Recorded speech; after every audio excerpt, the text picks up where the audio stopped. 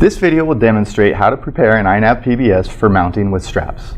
Mounting straps are typically used for mounting a unit on a concrete or wooden pole where standard mounting hardware cannot be used. First, remove the sign from the PBS. Next, bend the end of the strap to about a 90-degree angle, approximately 1.5 inches from the end of the strap. Feed the strap through the mounting holes on the back of the PBS until it is in the desired position.